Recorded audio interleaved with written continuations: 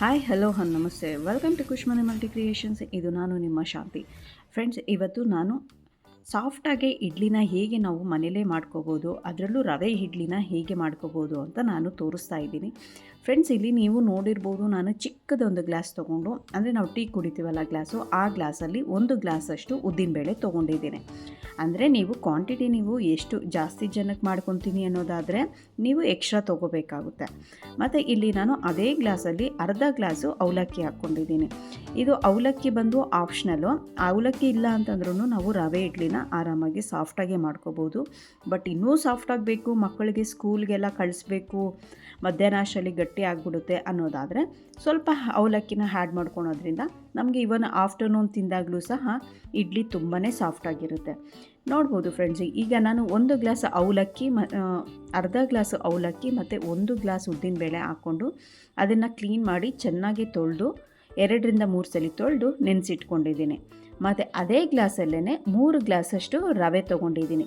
ರವೆ ಅಂತಂದರೆ ಇಡ್ಲಿ ರವೆ ಬರುತ್ತಲ್ಲ, ಆ ಇಡ್ಲಿ ರವೆನ ನಾನು ತೊಗೊಂಡಿದ್ದೀನಿ. 3 ಗ್ಲಾಸಷ್ಟು ತೊಗೊಂಡಿದ್ದೀನಿ. ಇದನ್ನು ಸಹ ನಾನು ಒಂದು 5-10 ನಿಮಿಷ ತೊಳೆದ್ಬಿಟ್ಟು ನೆನೆಸಿಟ್ಕೊಂಡಿದ್ದೀನಿ. ಇವಾಗ ನಾವು ಉದ್ದಿನಬೇಳೆ ನಾವು ಬೆಳಗ್ಗೆ ನೆನೆಸಿಟ್ಕೊಂಡಿದ್ದೀವಿ ಅಂತಂದರೆ ಈವ್ನಿಂಗ್ ಒಂದು 6 o'clock ಆ ಟೈಮಲ್ಲಿ ರುಬ್ತೀವಲ್ಲ, ಇನ್ನೇನು ನಾವು ರುಬ್ತೀವಿ ಅನ್ನೋ ಒಂದು 15 ನಿಮಿಷಕ್ಕಿಂತ ಮುಂಚೆ ನಾವು ಈ ಇಡ್ಲಿ ರವೆ ಏನಿದೆಯೋ ಆ ಇಡ್ಲಿ ರವೆನ ಸ್ವಲ್ಪ ಚೆನ್ನಾಗಿ 1-2 ಸಲ ತೊಳೆದ್ಬಿಟ್ಟು ಒಂದು 15 ನಿಮಿಷ ಅಷ್ಟು ಈ ರವೆನ ನಾವು ನೆನೆಸ್ಕೋಬೇಕು. ಆವಾಗ ನೆನೆಸ್ಕೊಳೋದ್ರಿಂದ ನಮಗೆ ಇಡ್ಲಿ ತುಂಬಾ ಸಾಫ್ಟಾಗಿ ಬರುತ್ತೆ. ಅದು ಯಾವಾಗ ನೆನೆಸ್ಕೋಬೇಕು ಅಂತಂದರೆ, ಈಗ ನಾವು ಉದ್ದಿನಬೇಳೆ ಅವಲಕ್ಕಿ ಯಾವ ಟೈಮಲ್ಲಿ ರುಬ್ತೀವೋ ಆ ಟೈಮ್ ಬಿಫೋರ್ 15 ನಿಮಿಷಕ್ಕಿಂತ ಮುಂಚೆ ನಾವು ನೆನೆಸಿಟ್ಕೋಬೇಕು ಇದನ್ನು. ಆವಾಗ ನೆನೆಸಿಟ್ಕೊಳೋದ್ರಿಂದ ನಮಗೆ ಇಡ್ಲಿ ತುಂಬ ಸಾಫ್ಟಾಗಿ ಚೆನ್ನಾಗೇ ಬರುತ್ತೆ. ಈಗ ನೋಡ್ಬೋದು ಫ್ರೆಂಡ್ಸ್, ನಾನು ಇದು 15 ನಿಮಿಷ ಆದಮೇಲೆ ರವೆ ಇದೆಯಲ್ಲ, ಆ ರವೆನ ನಾನು ಜಾರ್ಗೆ ಹಾಕ್ಕೊತಾ ಇದ್ದೀನಿ. ಇದು ಸಹ ಆಪ್ಷನಲ್ಲು. ನಿಮಗೇನಾದರೂ ರವೆ ರುಬ್ಕೋಬೇಕು ಅನ್ಸಿದ್ರೆ ರುಬ್ಕೊಳ್ಳಿ. ಇಲ್ಲಿ ರವೆ ರುಬ್ಬಿಬಿಟ್ರೆ ಪೌಡ್ರ್ ಥರ ಆಗೋಗ್ಬಿಡುತ್ತಲ್ಲ ಅನ್ನೋ ಥರ ಟೆನ್ಷನ್ ಏನು ಬೇಡ. ಆ್ಯಕ್ಚುಲಿ ಇಲ್ಲಿ ರವೆ ಯಾವುದೇ ರೀತಿಲೂ ನುಣ್ಣಗಾಗಲ್ಲ. ಆದ್ದರಿಂದ ನಾನು ರವೆನ ಇದ್ರ ಜೊತೆ ಹಾಕ್ಕೊತಾ ಇದ್ದೀನಿ. ಯಾವುದಂದರೆ ಉದ್ದಿನಬೇಳೆ ಮತ್ತು ಅವಲಕ್ಕಿ ಇದ್ರ ಜೊತೆ ಹಾಕ್ಕೊಂಡಿದ್ದೀನಿ. ಸುಮ್ಮನೆ ಏನಾದರೂ ನಮಗೆ ಉದ್ದಿನಬೇಳೆ ರುಬ್ಬಿದ್ರೂ ಅವಲಕ್ಕಿ ಎಷ್ಟೇ ನುಣ್ಣಗಾದರೂ ರವೆ ಮಾತ್ರ ನುಣ್ಣಗಾಗಿರಲ್ಲ. ಅದು ಹೇಗಿರುತ್ತೋ ಹಾಗೇ ಇರುತ್ತೆ. ಇದು ಬೇಕಂದರೆ ನೀವು ಮಾಡ್ಕೋಬೋದು, ಇಲ್ಲ ಅಂತಂದರೆ ಡೈರೆಕ್ಟಾಗಿ ನಾವು ಉದ್ದಿನಬೇಳೆ ಅವಲಕ್ಕಿ ರುಬ್ಬಿರ್ತೀವಲ್ಲ, ಅದು ರುಬ್ಬಿ ಆದಮೇಲೆ ನಾವು ರವೆ ನೆನೆಸಿಟ್ಟಿರ್ತೀವಲ್ಲ, ಆ ರವೆನ ಬೇಕಂದರೆ ನಾವು ಇಲ್ಲಿ ಮಿಕ್ಸ್ ಮಾಡ್ಕೋಬೋದು. ಇದ್ರ ಜೊತೆಗೆ ನೋಡ್ಬೋದು ಫ್ರೆಂಡ್ಸ್, ಇಲ್ಲಿ ಯಾವುದೇ ರೀತಿಲೂ ರವೆ ಇದಾಗಿಲ್ಲ. ನಾವು ಈ ರೀತಿಲಿ ಚೆನ್ನಾಗೆ ರುಬ್ಬಿಟ್ಕೊಂಬಿಟ್ಟು ಕೈಯಲ್ಲಿ ಚೆನ್ನಾಗೆ ಮಿಕ್ಸ್ ಮಾಡ್ಕೊಂಬಿಡಿ. ಚೆನ್ನಾಗೆ ಮಿಕ್ಸ್ ಮಾಡ್ಕೊಂಬಿಟ್ರೆ ನಮಗೆ ಅವಲಕ್ಕಿ, ಉದ್ದಿನಬೇಳೆ ಮತ್ತು ರವೆ ಚೆನ್ನಾಗೆ ಮಿಕ್ಸ್ ಆಗಿರುತ್ತೆ. ಈಗ ನಾನು ಅದು ರುಬ್ಬಿಟ್ಕೊಂಡಾದಮೇಲೆ ಒಂದು ದೊಡ್ಡ ಪಾತ್ರೆಯಲ್ಲಿ ಇಟ್ಕೊಂಡು ಈಗ ಅದನ್ನು ಮುಚ್ಚಿಟ್ಕೊತಾ ಇದ್ದೀನಿ. ಆ ಪಾತ್ರೆ ಒಳಗಡೆ ಇಡ್ತಾ ಇದ್ದೀನಿ. ಯಾಕಂತಂದರೆ ಹುಳಿ ಬಂದಾಗ ಇನ್ ಕೇಸ್ ಚೆಲ್ಲೋದ್ರೂ ಅದು ಮನೆಯೆಲ್ಲ ಅಲ್ಲೆಲ್ಲ ಆಗಿರಲ್ಲ, ಪಾತ್ರೆಯಲ್ಲೇ ಚೆಲ್ಕೊಂಡಿರುತ್ತೆ ಅಂತೇಳಿ ನಾನು ಎಕ್ಸ್ಟ್ರಾ ಒಂದು ಪಾತ್ರೆ ಒಳಗಡೆ ಇಟ್ಕೊಂಡಿದ್ದೀನಿ. ನೋಡ್ಬೋದು ಫ್ರೆಂಡ್ಸ್, ಈಗ ನೆಕ್ಸ್ಟ್ ದಿವಸಕ್ಕೆ ನಮಗೆ ಅರ್ಧ ಪಾತ್ರೆ ಇದ್ದಿತ್ತು, ಈಗ ಫುಲ್ಲು ಪಾತ್ರೆ ಆಗಿದೆ. ಅಂದರೆ ಹುಳಿ ಚೆನ್ನಾಗಿ ಬಂದಿದೆ ಅಂತ ಅರ್ಥ. ನೋಡ್ಬೋದು. ಮತ್ತು ಫ್ರೆಂಡ್ಸ್, ಇಲ್ಲಿ ನಾನು ಹೇಳಿದ್ದು ಅವಲಕ್ಕಿನೂ ಆಪ್ಷನಲ್ಲು ಮತ್ತು ರವೆನ ರುಬ್ಕೊಳೋದು ಸಹ ನಿಮಗೆ ಆಪ್ಷನಲ್ಲು. ಇದು ಅವಲಕ್ಕಿ ರುಬ್ಕೊಳೋದ್ರಿಂದ ಮಕ್ಕಳಿಗೆ ನಾವು ಇಡ್ಲಿ ಕೊಟ್ಟು ಕಳಿಸಿದಾಗ ತುಂಬಾ ಸಾಫ್ಟಾಗಿರುತ್ತೆ. ನೋಡ್ಬೋದು ಫ್ರೆಂಡ್ಸ್, ಇಲ್ಲಿ ರವೆ ತೋರಿಸ್ತಾ ಇದ್ದೀನಿ. ರವೆ ಕಂಪ್ಲೀಟಾಗಿ ಹಾಗೇ ಇದೆ, ಯಾವುದೇ ರೀತಿಲೂ ಅದು ನುಣ್ಣಗಾಗಿಲ್ಲ.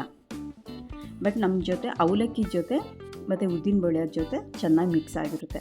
ಮತ್ತು ಈಗ ನಾನು ಹಸಿಟ್ಟನ್ನ ನನಗೆ ಎಷ್ಟು ಬೇಕೋ ಅಷ್ಟು ತೊಗೊಂಡು, ಹಸಿಟ್ಟು ಅಂದರೆ ಇಡ್ಲಿ ಹಿಟ್ಟು ಏನಿದೆಯೋ ಆ ಹಿಟ್ಟನ್ನು ನನಗೆ ಎಷ್ಟು ಬೇಕೋ ಅಷ್ಟು ತೊಗೊಂಡು ಇದಕ್ಕೆ ಉಪ್ಪು ಹಾಕ್ಕೊತಾ ಇದ್ದೀನಿ. ಮತ್ತು ಇಲ್ಲಿ ನಾನು ಯಾವುದೇ ರೀತಿ ಸೋಡಾನ ಬಳಸ್ತಾ ಇಲ್ಲ.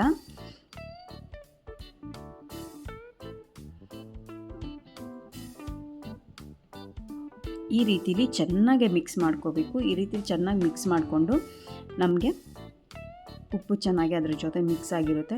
ನಿಜವಾಗ್ಲೂ ಫ್ರೆಂಡ್ಸ್, ಈ ರೀತಿಲಿ ನೀವು ಒಂದ್ಸಲಿ ಮಾಡಿ ನೋಡಿ, ಇಡ್ಲಿ ತುಂಬಾ ಚೆನ್ನಾಗಿ ಬರುತ್ತೆ, ತುಂಬಾ ಸಾಫ್ಟಾಗಿರುತ್ತೆ.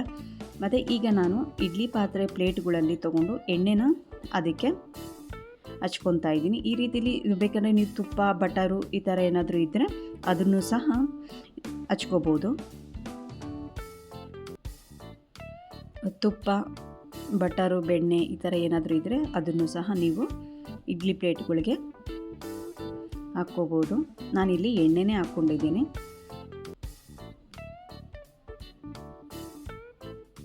ಈಗ ನಾನು ಇಡ್ಲಿ ಪಾತ್ರೆಯಲ್ಲಿ ನೀರಿಟ್ಟು ಆ ಪಾತ್ರೆಯಲ್ಲಿ ನೀರು ಚೆನ್ನಾಗಿ ಕಾದ್ಮೇಲೆ ಇಡ್ಲಿ ಪ್ಲೇಟ್ಗಳಿಗೆ ಇಡ್ಲಿ ಹಾಕಿ ಇಟ್ಕೊತಾ ಇದ್ದೀನಿ. ಏನಿಲ್ಲ ಫ್ರೆಂಡ್ಸ್, ಬರೀ 10 ನಿಮಿಷದೊಳಗಡೆ ನಮಗೆ ಸಾಫ್ಟಾಗಿರೋ ಇಡ್ಲಿ ರೆಡಿ ಆಗೋಗುತ್ತೆ.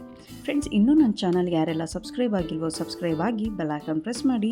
ಈ ವಿಡಿಯೋ ಏನಾದರೂ ನಿಮಗೆ ಇಷ್ಟ ಆದರೆ ಲೈಕ್ ಮಾಡಿ, ಶೇರ್ ಮಾಡಿ, ಕಮೆಂಟ್ಸ್ ಮಾಡಿ. ಫ್ರೆಂಡ್ಸ್ ನೋಡ್ಬೋದು ಫ್ರೆಂಡ್ಸ್, ಆಫ್ಟರ್ 10 ಮಿನಿಟ್ಸ್ ಆದಮೇಲೆ ನಾನು ಇಲ್ಲಿ ಇಡ್ಲಿ ಪ್ಲೇಟ್ನ ತೆಗೆದಿಟ್ಕೊಂಡು ಅದು ಕಂಪ್ಲೀಟಾಗಿ ತಣ್ಣಗಾದಮೇಲೆ ನಾನು ಒಂದು ಸ್ಪೂನ್ ತೊಗೊಂಡು ನೀರನ್ನ ಸ್ವಲ್ಪ ಪ್ಲೇಟ್ ಮೇಲೆ ನಾವು ಚಿಮ್ಮಿಸ್ಕೊಂಡಿದ್ದೀವಿ ಅಂತಂದರೆ ಇಡ್ಲಿಗಳು ಆರಾಮಾಗಿ ಬಂದ್ಬಿಡುತ್ತೆ. ನೋಡ್ಕೋಬೋದು, ಇಲ್ಲಿ ಯಾವುದೇ ರೀತಿ ಇಡ್ಲಿ ಪ್ಲೇಟ್ಗೆ ಇಡ್ಲಿಗಳು ಅಂಟ್ಕೊಂಡಿಲ್ಲ, ತುಂಬಾ ಸಾಫ್ಟಾಗಿ ಚೆನ್ನಾಗಿ ಬಂದಿದೆ. ಈ ಇಡ್ಲಿಗಳನ್ನ ನಾವು ಮಕ್ಳಿಗೆ ಸ್ಕೂಲ್ ಕೊಟ್ಟಿರ್ತೀವಲ್ಲ, ಮನೇಲಿ ಎಷ್ಟು ಫ್ರೆಶ್ ಆಗಿರುತ್ತೋ ಸ್ಕೂಲಲ್ಲೂ ಅಷ್ಟೇ ಫ್ರೆಶ್ ಆಗಿರುತ್ತೆ. ಇವನ್ ಅವರು ಸ್ಮೂತಾಗಿ ತಿನ್ಬೋದು, ಗಂಟ್ಲಲ್ಲೆಲ್ಲ ಸಿಕ್ಕಾಕೊಳೋ ಚಾನ್ಸೇ ಇರಲ್ಲ. ನಾವು ಇಡ್ಲಿ ಅಂತಂದರೆ ರವೆ ಇಡ್ಲಿ ಅಂದರೆ ಗಂಟ್ಲಲ್ಲಿ ಸಿಕ್ಕಾಕೊಳುತ್ತೆ ಅನ್ನೋ ರೀತಿಲಿ ಇರುತ್ತೆ. ಈ ರೀತಿಲಿ ನೀವು ಮಾಡಿ ನೋಡಿ, ಮಕ್ಕಳು ತುಂಬಾ ಇಷ್ಟಪಡ್ತಾರೆ. ಆರಾಮಾಗೆ ನಾವು ಸ್ಕೂಲ್ ಬಾಕ್ಸ್ಗೆ ಕೊಟ್ಟು ಕಳಿಸ್ಬೋದು, ಲಂಚ್ ಬಾಕ್ಸ್ಗೆ. ನೋಡ್ಬೋದು ಫ್ರೆಂಡ್ಸ್, ನಾನೀಗ ಒಂದು ಪ್ಲೇಟಲ್ಲಿ ಸರ್ವ್ ಮಾಡ್ಕೊಂಡಿದ್ದೀನಿ. ಇದಕ್ಕೆ ನಾನು ತೆಂಗಿನಕಾಯಿ ಚಟ್ನಿ ಸರ್ವ್ ಮಾಡ್ಕೊಂಡಿದ್ದೀನಿ. ನೋಡ್ಬೋದು ಎಷ್ಟು ಸಾಫ್ಟಾಗಿದೆ ಅಂತ. ಇಲ್ಲಿ ಯಾವುದೇ ರೀತಿ ನಾನು ಸೋಡಾ ಏನೂ ಬಳಸಿಲ್ಲ. ನೀವು ಇದನ್ನು ಒಂದ್ಸಲಿ ಟ್ರೈ ಮಾಡಿ, ಖಂಡಿತವಾಗ್ಲೂ ನಾನು ಇಷ್ಟಪಡ್ತೀರಾ ಅಂತ ನಾನು ಅಂದ್ಕೊಂಡಿದ್ದೀನಿ. ಅದರಲ್ಲೂ ಮಕ್ಕಳಿಗಂತೂ ಬಾಕ್ಸ್ಗೆ ತುಂಬಾ ಒಳ್ಳೆ ಫುಡ್ ಅಂತಲೇ ಹೇಳ್ಬೋದು. ಇದು ಅಷ್ಟು ಚೆನ್ನಾಗಿ ಬರುತ್ತೆ.